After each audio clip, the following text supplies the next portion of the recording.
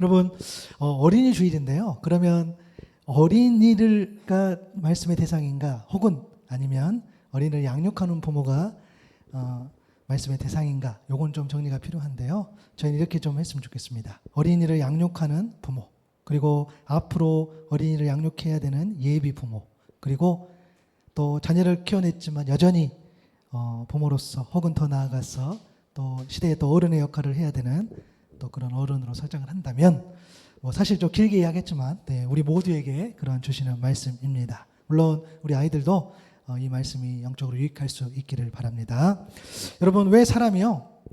하나님께서 사람으로 하여금 왜 가정을 이루고 그곳에서 태어나고 또 자라나게 하셨을까라는 질문을 해봅니다. 왜 하나님 가정을 주셨을까? 또 거기서 자녀가 태어나고 또 거기에서 또 여러 가지 일들을 하게 하셨을까라는 질문을 우리가 할 수 있는데요.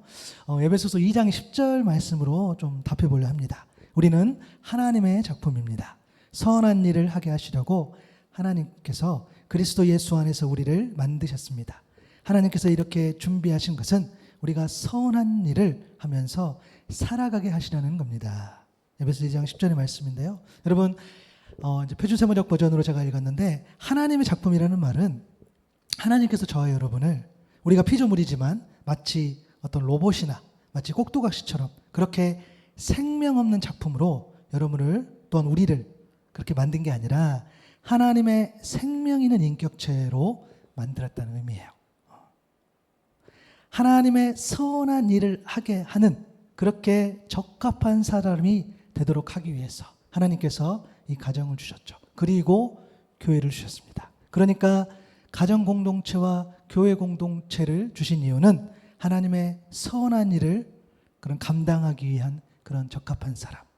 하나님의 선한 일을 하면 결국에는 하나님 나라의 확장이요, 또 하나님 나라의 복음을 증거하는 것이요, 또 우리가 이 땅에서 하나님 나라를 살아내는 것, 이것이 복음인 줄로 믿습니다. 이런 일들을 감당하기 위해서 하나님은 공동체를 허락하셨다는 거예요. 그래서 여러분, 분명히 말씀드립니다.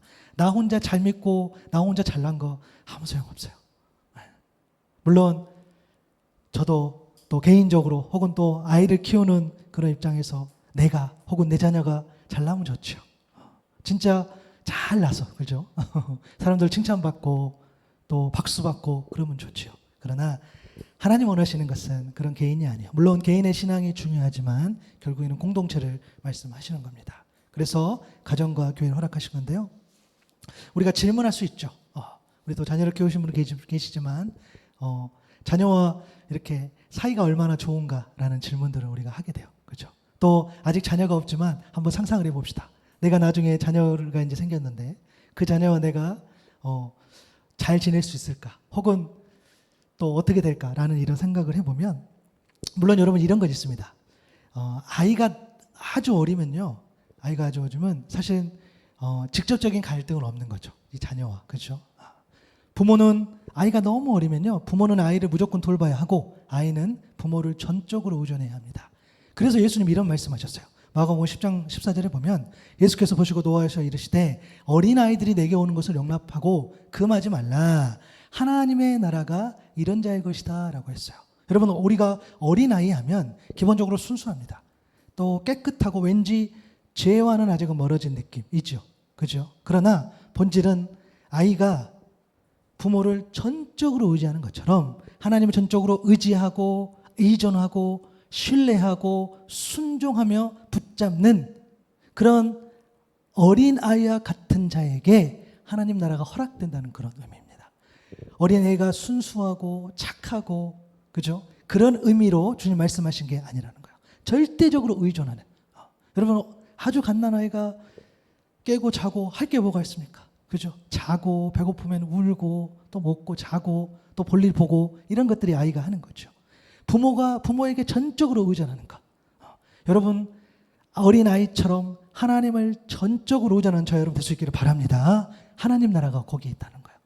다른 게 있는 것이 아니야. 여러분이 잘하고 뭔가를 성취하고 뭔가를 해내고, 그것도 하나님께서 기뻐하실 일이지만 아주 본질적으로는 하나님을 전적으로 의존하는, 그런 신뢰하고 순종하는 그런 자에게 하나님 나라가 열리는 거예요. 우리가 아이가 이제 어리면 그렇게 되지만 조금 더 자라면 어떻게 됐습니까? 아이하고 여러 가지 또 일들이 생겨나는 거죠. 사실 이런 거겠죠. 아이하고 좋을 때는, 그죠? 자녀하고 좋을 때는 잘 먹고 좋은 곳에 가고 좋은 곳도 보고 선물도 받고 주고받고 하면은 시간을 보내면 다 좋아요. 그죠? 저희 집도 마찬가지고 어느 집도 마찬가지죠. 선물도 하고 잘 먹고 좋은 데 가고 너무 좋습니다. 그러나 그럼 언제 안 좋냐? 대부분 일상이 안 좋아요. 대부분 그냥 크고 작은 갈등이 있어요. 아이가 어리면 어린 대로 아이고 이렇게 일어나는 게 힘든지 학교 가는 거, 또 옷 입는 거, 또 친구들 사귀는 거, 그렇죠. 또 아이가 크면은 또 그 문화들, 그죠. 이제 뭐 연예인을 좋아한다든지 아니면 뭐 이제 이게 또 문제죠. 문제는 아니지만 여기 핸드폰 막 쓰는 거 이런 것들. 이제는 이런 것도 아니죠. 더 나가서 이제 아이들은 또 조금 더 자라면 이제 아이들 또 문화가 있는 거죠. 그런 것들. 보통 보면은 아무래도 가정에도 보면은 그러니까 아빠보다는 엄마하고 좀 갈등이 더 있는 것 같아요. 왜냐하면 보통 집들은 이 엄마와 이 아이가 이제 보내는 시간이 압도적으로 많잖아요. 그러다 보니까 이런저런 갈등이 더 생기는 것 같기도 합니다. 우리가 잘 아는 것처럼 부모는 자녀를 돌보고 양육하는 그런 의무와 책임이 있지요. 그래서 아이의 건강을 위해서 혹은 아이가 잘 살기 위해서 어떻게 합니까? 음식도 잘 먹이고 또 운동도 시키고 또 고민하는 거죠. 그래서 해야 될 것들, 하지 못해야 될 것들을 막 이렇게 말도 하고 또 서로 티격태격하지만 그런 것들을 권면하는 것들이 또 키워내는 것들이 또 부모의 역할이죠. 근데 오늘 본문 보니까 오늘 두 표현이 반복이 돼요. 또 아비들아 너희 자녀를 노엽게 하지 말고 라고 되어 있고요. 또 아비들아 너희 자녀를 노엽게 하지 말지니 라고 되어 있어요. 여러분 문자적으로는 이 아비들은 아버지를 의미해요. 그런데 넓은 의미에서 부모를 의미해요. 우리가 마치 형제들아 라고 했을 때 정말 그 남자 형제만 말하는 게 아니라 형제 자매를 지칭하는 것처럼 아비들아 이야기하면서 부모를 이야기하는 거죠. 노엽게 하지 말라는 말은 이제 우리말 사전에 보면 화가 날 만큼 분하고 섭섭할 때 이 노엽다라는 표현을 써요. 그러니까 이 원어적 의미를 보면은 분노하게 하는 것, 화나게 하는 것들. 그러니까 부모들로 하여금 아이들을 분노하게 하거나 화나게 하지 말아라 라는 말씀이에요. 사실 이 말씀은 너무 부담스럽습니다. 왜냐하면 이 말씀을 엄마들에게 할 수 없어요. 아이를 키우는 입장 엄마들한테 자녀를 키울 때 화내지 마시고 분노하지 마시고 그래요. 앞으로 우리 지금 젊은 우리 또 부부도 계시고 하지만 또 우리 물론 이제 우리 형길 형제는 이제 조그만 아이가 있지만 또 이제 아이가 앞으로 나올 거고 하지만 아이를 정말 사랑으로 환하게 아이를 분노하지 않게 그렇죠. 그렇게 하는 것 자체가 되게 힘들어요. 또 저도 육아 같이 우리 아이들 돌보는 입장에서 오히려 때로는 이런 생각이 들어요. 엄마로 하여금 그렇죠. 차라리 그냥 이런 거 있잖아요. 선 좋지. 그렇죠. 먼저 매주 혼 좀 내고 나중에 뭐 어떻게 하든지 그렇게 화가 날 때가 있는 거죠. 근데 그러한 상황들 각 가정에 보면 되게 많아요. 아이들이 말을 잘 안 듣고 막 이런 티격태격 하는데 아이를 노엽게 하지 말라 라는 이 말씀이 받기가 어려운 거죠. 그런데 분명 오늘 주신 말씀에는 너희 자녀를 노엽게 하지 말라 라고 말씀을 주셨단 말이에요. 그러면 우리가 한번 그것을 고민할 필요가 있는 거죠. 그런데 감사하게도 이 골로새서 말씀에 나와 있어요. 그 이유를. 골로새 3장 21절에 보니까 주님이 그렇게 말씀하셨냐면 아비들아 너희 자녀를 노엽게 하지 말지니 낙심할까 함이라 라고 되어 있어요. 왜냐하면 부모가 자녀를 노엽게 하면 자녀가 낙심한다는 거예요. 여러분 이때 이 낙심하다의 원어적 의미는 뭐냐면 절망하는 거예요. 실망하고 낙담하고 어떤 활력을 잃어버리고 열정이 사라지는 그런 낙심이에요. 그래서 이 표준세번역 버전에 보면은 이것을 이 노엽게 하지 말라를 격분하게 하지 말라 이렇게 번역하고요. 그리고 그들의 길을 꺾지 말아야 한다라고 그럽니다.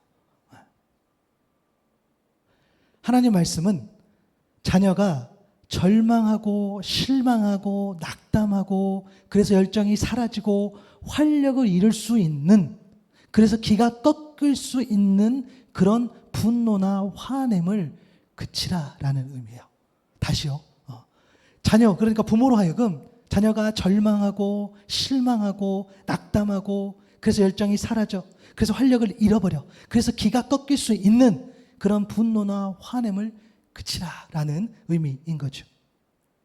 어떻게 부모와 자녀가 양육하는데 갈등이 없겠습니까? 있습니다, 여러분. 여러분, 가정에 갈등이 없다? 더 이상해요. 혹은 부부가 갈등이 없다? 더 이상해요. 말이 안 돼요. 형제가 갈등이 없다? 말이 안 돼요. 할 수 없어요. 그렇죠. 그런데 갈등과 분쟁이 있는 것이 문제가 아니라 그래서 어떻게 받아들이고 부딪혀서 해결해 하느냐, 그게 관건인 거죠. 그래서 우리가 잘못하면, 그죠? 자녀로 하여금 잘못하면 우리가 그런 실수를 할 수 있다라는 것을 말씀에서 우리가 담고 있습니다. 여러분 잘 아시는 지금은 은퇴하셨지만 그 열린교회 목사님이셨던 그 김난중 목사님의 이 가족이라는 책을 보면 자녀가 노엽게 되는 경우에 대해서 몇 가지를 소개했어요. 그걸 좀 내용을 제가 좀 인용해 보면, 여러분 자녀가 노엽게 되는 경우, 자녀가 굉장히 절망하고 실망하는 그런 경우는 첫째는 뭐냐면 부모가 과도하게 기대한다는 거예요. 자신도 못 해본 일들을 혹은 자녀의 능력을 넘어서는 일들을 자녀에게 기대하는 거예요. 처음에는 가벼운 요구를 하겠죠. 그러나 점점 더 무리한 요구를 하게 되는 것. 나중에는 정말 무리수를 두는 그런 과한 요구를 하게 되는 거죠. 그럴 때 자녀들은 절망하고 낙담합니다. 둘째는 뭐냐면 자녀에게 비인격적으로 집착할 때입니다. 마치 자녀의 인생이 부모의 인생처럼. 그렇죠? 물론 지금 이제 곧 아이가 이제 아이를 준비하고 있고 또 나중에 또 이제 결혼도 준비하고 노는 청년들도 있지만 지금은 아직 먼 이야기인 것 같지만 사실 또 금방이에요. 그러면서 또 이런저런 또 육아하는 모습들을 보면서 과연 아이는 아이 인생이지 이렇게 말할 수 있지만 정작 또 가정을 이루고다 보면은 자녀 인생이 곧 부모 인생이야 라고 살아갈 때가 많다라는 거예요. 마치 나의 성취, 나의 잘됨 이런 것들이 그렇죠. 자녀를 통해서 막 이루는 그런 모습들을 보게 되는 거죠. 그래서 자녀에게 비인격적으로 집착할 때에 자녀가 노엽게 되는 경우. 그리고 또 하나는 뭐냐면 과도한 징계예요. 우리 부모들이 자녀를 양육하면서 물론 징계할 수 있죠. 성경도 매를 때리고 회초를 때리는 것 부분에서도 늘 언급을 해요. 그것은 정말 말씀 안에서 건강하게 해석해야 되는 부분이긴 하지만 어찌됐든 매는 분명하게 또 필요해 보일 때가 우리가 있는 거죠. 그러나 과도한 징계, 마치 부모의 욕심만 담겨있는 그런 회초리는 자녀도 죽고 부모도 죽는, 그래서 나중에 그 회초리가 날카롭게 칼로 돌아온다는 그런 것들을 경험하게 되죠. 여러분 혹시 기억하실지 모르겠어요. 2018년에 그 스카이캐슬이라는 드라마 있어요. 그죠? 생각나셔야 됩니다. 그 드라마 보면 제가 여러분 혹시 그거 했었나요? 제가 이 스카이캐슬 드라마 대본을 샀다고 제가 여러분 말씀 안 드렸나요? 예, 제가 이게 그때 그 드라마를 보고 이 너무 내용들이 너무 되게 그렇게 생각할 것들이 되게 많아서 실제로 대본이 팔더라고요. 그래서 제가 대본을 산 적이 있는데 그 대본 2화에 77, 78 씬에 이런 내용이 나와요. 제가 진짜 여러분들에게 설명을 잘해보려고 제가 드라마 대본까지 지금 인용을 합니다. 거기 보면은 엄마와 아들의 대화 장면이 있는데 아들은 엄마가 원하는 그토록 원하는 서울 의대에 합격을 했어요. 그런 상태. 근데 아들이 가출합니다. 분위기가 살벌하죠. 드디어 엄마가 그 아들을 찾아오는데 여러분 아들이 뭐라는 줄 아세요? 여러분 제가 대본 그대로 지금 근데 그 드라마 대본 똑같더라고요. 제가 대본 그대로 읽어볼게요. 7살 때부터 1년 365일 단 하루도 쉬지 않고 공부했어. 그리고 눈키표가 3개 있어요. 이건 아마 이렇게 강하게 말하라고 한 것 같아요. 지금 대본이니까. 내가 아파도 다쳐도 쓰러져도 새벽 2시까지 학원으로 내몰았잖아. 느낌표 3개. 1등 못하면 밥 먹을 자격도 없다고 했어 안 했어. 이때는 물음표가 2개예요. 그리고 성적 떨어지면 나가 죽으라고 했어 안 했어. 물음표 2개. 그 지옥 같은 생활 누가 없었으면 내가 못 참았어. 또 어떤 여인의 이름이 나오는데 이렇게 이야기를 해요. 그때 엄마가 이야기합니다. 야, 그래서 엄마 덕에 네가 서울의대에 붙었잖아. 그게 너 엄마 좋아서 그랬어. 너 그게 다 너 잘 되라고 그런 거지. 라고 엄마가 대답했을 때 이 아들이 정말 나 잘 되라고 그랬냐고 반문하죠. 그러면서 어떻게 살아야 할지 내가 뭐하고 살지는 지금부터 생각해 본다고 아들이 이야기를 해요. 그리고 마지막에 이런 이야기합니다. 그래서 엄마가 그 아들에게 그러면 부모 자식 인연을 끊겠다는 거냐라고 이야기했을 때에 아들이 이렇게 이야기하죠. 그래서 19년을 버텨준 거야. 훈육을 했든 사육을 했든 날 키워준 건 사실이니까. 느낌표 3개. 하지만 더 이상 지옥에서 살기 싫어. 이거 너무 슬펐어요. 더 이상 지옥에서 살기 싫어. 당신 아들로 사는 건 지옥이었으니까. 이렇게 느낌표 3개라는 것들. 너무 섬뜩하기도 하고 또 우리 가정에서 흔히 있을 수 있는, 물론 이 대화, 이 워딩 그 자체로 똑같이 어떤 대화가 흘러가지는 않겠으나 가정에 상처가 있고 아픔이 있었을 때는 충분히 이렇게 말할 수 있다는 거예요. 너무너무 사실 물론 저도 또 여기 계신 부모 입장에서 이 엄마의 어떤 그런 말들과 행동들을 우리가 공감이 또 되는 부분도 있습니다. 그죠? 또 자녀를 다 이렇게 할 수 없는, 자녀에게 다 설명할 수 없는, 그러나 또 부모니까 책임을 다해서 어떤 말과 행동들을 한 것에 대해서 분명히 또 일정 부분 우리가 같은 부모로서 공감도 되지요. 그러나 어찌됐든 자녀는 이러한 상황 속에서 이렇게 말하고 이렇게 행동하고 이렇게 반응했다는 거예요. 여러분, 우리가 자식을요, 또 자녀를요, 가볍게 여기는 부모들이 있어요. 자녀의 인격을 무시한다거나 자녀를 나의 소유물로 여긴다거나 자녀를 부모의 욕망이나 꿈을 이루는 도구로 생각할 때가 있다는 거예요. 그래서 마치 자녀의 인생에 지분이 있는 것처럼. 여러분, 이 자녀의 부모의 지분이 분명히 있습니다. 그러나 그 지분이 몇 % 있느냐는 것은 자녀가 결정하는 것 같아요. 자녀가 나중에 부모의 은혜를 생각하고 또 부모의 어떤 그런 사랑을 경험했을 때에 부모님이 그렇게 하셨구나라는 것들. 그때의 어떤 지분이 설정되는 것이지 부모가 내가 몇 프로야, 내가 뭐야 이렇게 할 수 없다라는 거예요. 사실 저도 개인적으로 생각해 보니까 내가 자녀를 소유물로 여기거나 내 욕망이나 꿈을 이루는 도구로까지는 생각하지 않았지만 그러나 저도 제 아이들을 생각해 보면 아이들에게 참 인격을 무시했던 적은 참 많은 것 같아요. 물론 뭐 욕하고 이런 건 아니지만 내가 더 이해하기 쉽게 말할 걸, 충분히 설명해 볼 걸, 충분히 설득해 볼 걸, 충분히 기다려 볼 걸, 이런 또 생각들은 또 해보게 됩니다.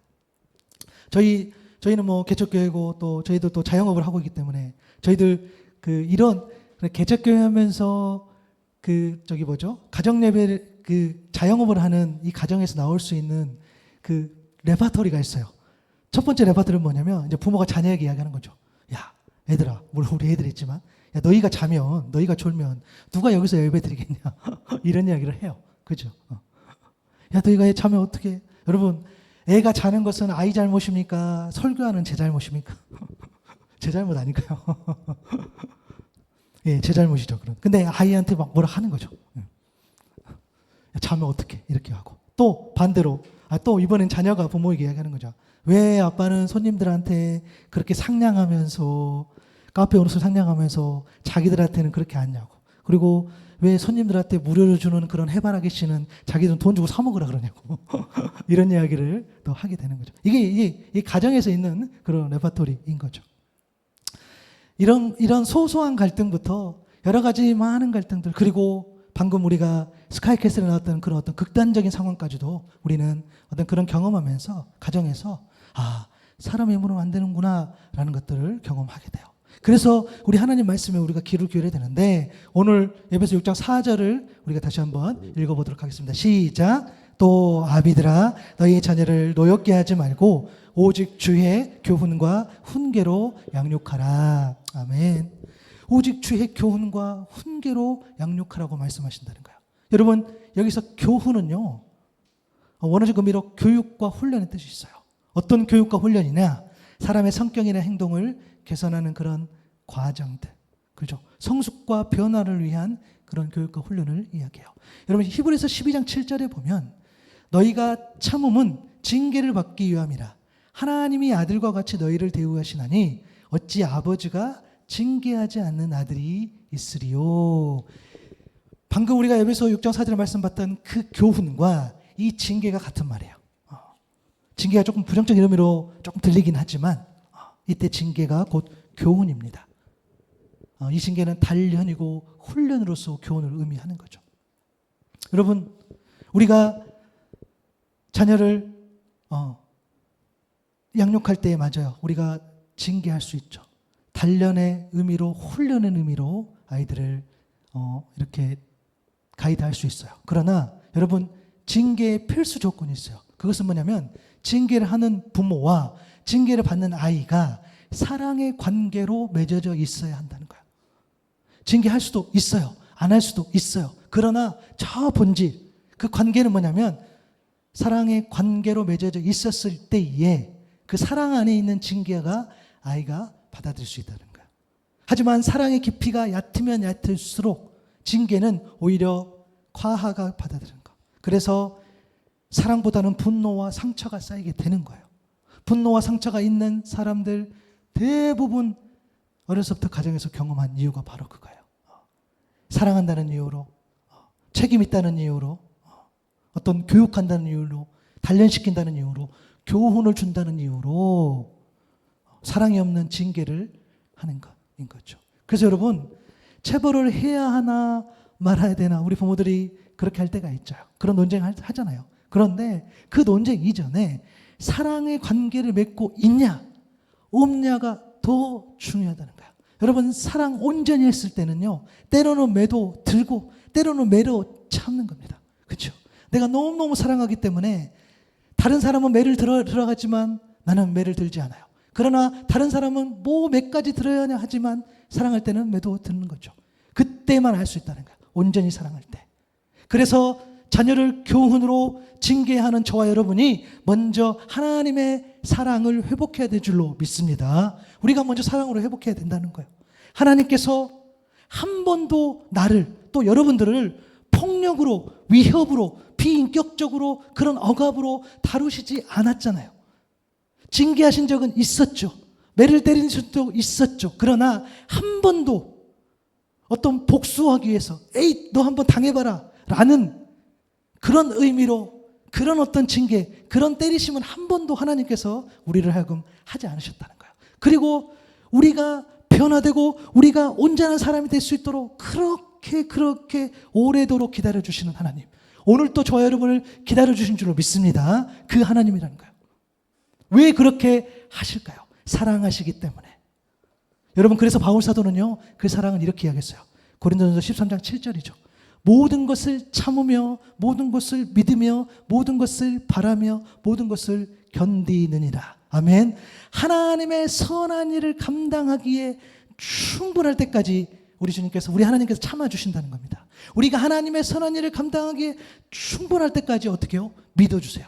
우리가 하나님의 선한 일을 감당하기에 충분한 사람이 될 수 있기를 기대하시고 바란다는 거예요. 하나님의 선한 일을 감당하기에 충분할 때까지 이 모든 과정을 하나님께서 견뎌내 주십니다. 하나님이 그렇게 하신 것은 우리 또한 자녀를 향해 참아주고 믿어주고 기대하고 그렇게 견뎌줄 수 있기를 바란다는 의미인 줄로 믿습니다. 그 교훈을 이야기했어요. 그리고 주의 교훈과 훈계로 양육하라. 이 훈계는요 교훈이고 또 깨달음을 의미해요. 깨우치는 것을 말해요. 고린도전서 10장 11절에 보면 그들에게 일어난 이런 일은 본보기가 되고 또한 말세를 만난 우리를 깨우치기 위하여 기록되었다라고 했어요. 이 깨우침. 우리가 잘 아는 것처럼 이스라엘에는 이 성경을 보면 이스라엘 실패, 이스라엘 어떤 흑의 역사들이 사실은 많이 기록되어 있죠. 말씀이 사실 그거예요. 넘어짐들이 많이 있어요. 물론 이 역사의 주관자는 하나님이 있어요. 그래서 이 실패와 넘어짐을 거울 삼아 깨우치는 거예요. 그래서 말씀을 계속 보는 거예요. 불순종했던 거, 불신했던 거, 불평했던 이야기들을 계속 이야기해요. 출애굽할 때 또 물론 우리가 출애굽 역사하면은 홍해를 가르고 또 그 나올 때 막 10가지 재앙을 이야기하지만 사실은 그것보다 훨씬 많은 불평이 있었고 불신이 있었고 불순종이 더 많아요. 계속해서 이야기하는 거죠. 그리고 또 사사기 때 보면은 진짜 그때는 엉망진창이 돼요. 내 소견대로, 내 원하는 대로 살아가는 그들을 볼 때에 하나님 없는 그런 모습들을 보는 거죠. 그것을 통해서, 그 훈계를 통해서 어떻게 해요? 깨달음, 깨우쳐지는 것을 이야기하는 거죠.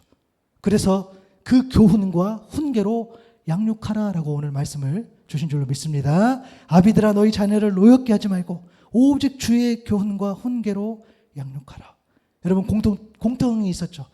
주의 교훈, 주의 훈계. 주의 교훈과 훈계는 곧 주님의 말이요, 주님의 행동이요, 주님의 삶인 줄로 믿습니다. 디모데후서 3장 16절이죠. 모든 성경은 하나님의 감동으로 된 것에서 교훈과라고 이야기해요. 이 교훈을 이야기해요. 교훈과 책망과 바르게 함과 의로 교육하기에 유익하다 그랬어요.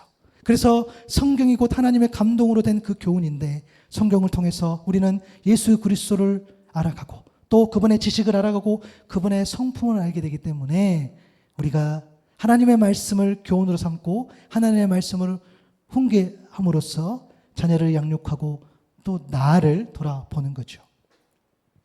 여러분, 우리는요, 사실 생각보다 진짜 많은 말씀을 알고 있어요. 지금 여러분 대단하세요.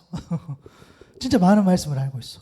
어떤 저희 목회자가 설교하면 어디서 들었던 말씀이야, 그죠? 다 알아. 어디서 들었던 것 같기도 하고 또 누가 했던 것 같기도 하고 맞아요.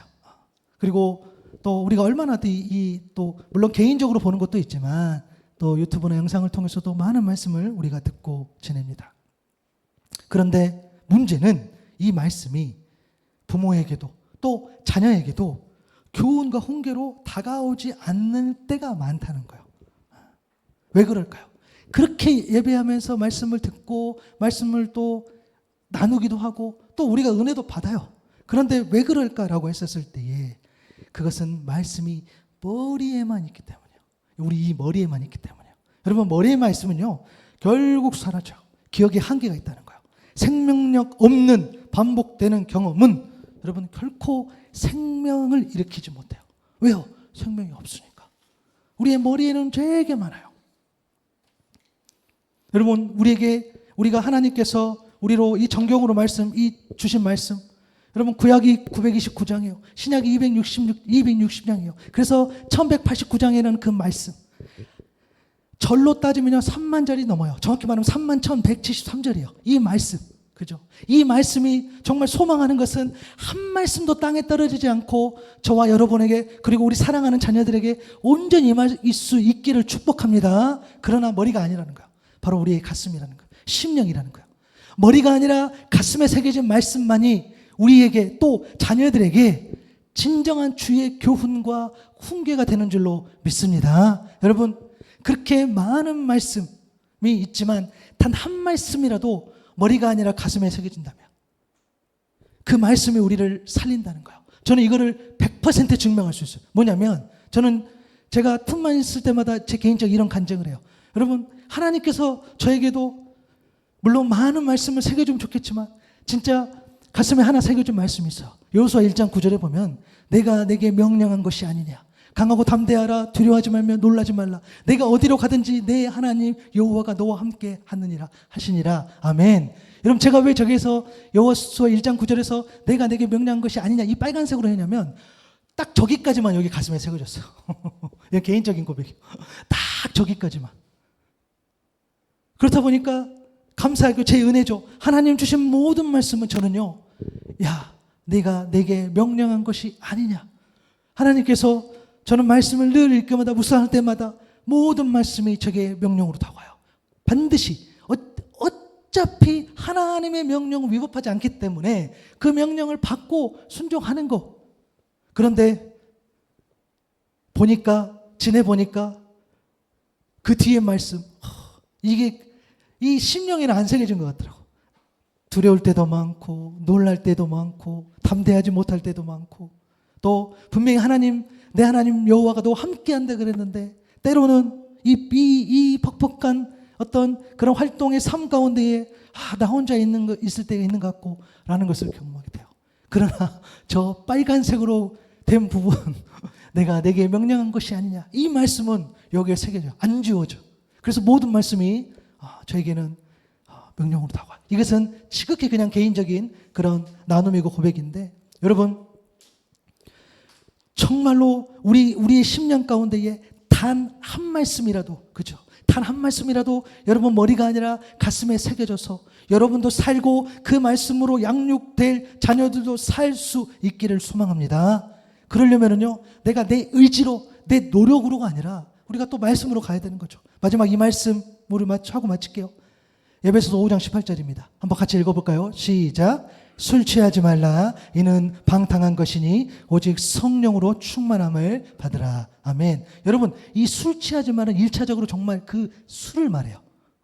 우리가 아는 술이 맞는데, 여러분 과한 술은요 중독을 일으키고 절제하지 못하게 하고 결정적으로 옳은 판단을 하지 못하게 하고 분별하지 못하게 한다는 거예요. 여러분, 그래서 성령으로 충만함을 받으라고 명령하셨어요. 왜? 성령 충만함에 빠진 세상의 지식이 마치 이 술과 같기 때문입니다. 중독을 일으키고 절제하지 못하게 하고 바른 판단을 하지 못하게 한다는 거예요. 세상의 지식이. 그래서 성령 충만함에 빠진 세상의 지식으로 자녀를 양육했을 때에 어떻게 됩니까? 세상 유행 따라 가는 거예요. 여러분, 세상 유행 따라 가는 것을 폄하하려고 한다는 말이 아니에요. 분별하지 못하고 하나님의 것인지 세상의 것인지 분별하지 못한 상태에서 마치 자녀를 혹은 나에게 사랑하는 사람들을 나는 올바른 대로 이끌고 있다라고 하겠지만 아니요. 성령 충만함에 빠진 지식, 성령과 함께 하지 않는 그런 지식이야말로 바로 이렇게 일으킨다는 거예요. 그것이 그래서 방탕하다고 이야기한 거예요. 왜요? 중독을 일으키고 절제하지 못하게 하고 바른 판단을 하지 못하게 하기 때문입니다. 그래서 오늘 또 우리가 기도할 때에 성령의 충만함을 구해서 성령께서 우리를 함께 해달라고 간구하는 이유가 바로 거기 있어요. 성령께서 함께 하셨을 때에 주의 교훈과 주의 훈계가 먼저는 내 안에 온전히 자리 잡게 될 줄로 믿습니다. 우리가 그래서 기도해야 된다는 거예요. 그렇게 됐었을 때에 우리 10년 가운데에 한 말씀이라도, 여러분 제가 한 말씀이라도 말씀드렸지만 모든 말씀이 우리의 10년 가운데 새겨지기를 소망합니다. 그러나 우리가 당장은 안 되니 우리가 한 말씀이라도 가슴에 새기자는 거예요. 여러분, 우리에게 맡겨진 자녀가 있지요. 아이들이 행복할까요? 라는 질문 앞에 우리가 점점점 할 때가 있어요. 그렇게 많이 부유해지고 그렇게 많이 풍성해지고 그렇게 많이 누릴 수 있고, 그렇죠? 그러나 그렇지 못할 때가 많음을 우리가 보게 돼요. 왜요? 자녀가 노엽게 되는 경우를 우리 부모들이 제공할 때가 있는 거죠. 너무 기대하고 너무 집착하고 너무 과도하게 징계하고 무시하고 소유물로 여기고. 여러분, 자녀가 왜 특별한지 아세요? 하나님의 형상으로 지음받았기 때문에 특별해요. 그리고 왜 자녀가 특별한지 아세요? 그 하나님의 형상으로 지음받은 그 자녀가 나를 통해서 왔기 때문에, 나를 지나가서 왔기 때문에 특별해요. 그러나 주인은 하나님이시죠. 이것을 우리가 빨리 깨달아야 되는 거죠. 그리고 우리에게 맡겨주신 그런 어떤 일들을 감당할 때에, 징계할 때에 먼저 얼마나 사랑하느냐라는 것을 점검했을 때에 그 징계 또한 정말 주의 말씀의 그런 빛처럼 꿀처럼 달달하게 우리 자녀들에게 들어가게 될 줄로 믿습니다. 여러분, 우리 아비들아 너희 자녀를 노엽게 하지 말라. 낙심할까 함이라. 오직 주의 교훈과 훈계로 양육하라. 이 말씀. 먼저는요, 우리가 그런 말씀이 있기를 바라요. 우리 안에 주의 그 교훈, 주의 훈계가 우리 안에 있어서 우리가 먼저 길러지길 바라고, 그리고 나서 우리에게 맡겨진 그런 자녀들 양육해 나갈 수 있는 그런 저희도 될 수 있기 바랍니다. 오늘 이 예배 공간에는 어린이가 물론 있기도 하고 또 우리 또 자녀도 있긴 하지만, 여러분 오늘 꼭 예배 마치고 우리 어린이에게 혹은 또 우리 자녀들에게 꼭 칭찬해 주시고 미안해, 혹시 내가 말 실수했으면 용서해 줘. 제가 먼저 할 테니 그리고 격려해 주시고 그리고 꼭 사랑해 주시는 저 여러분 될 수 있기를 바랍니다.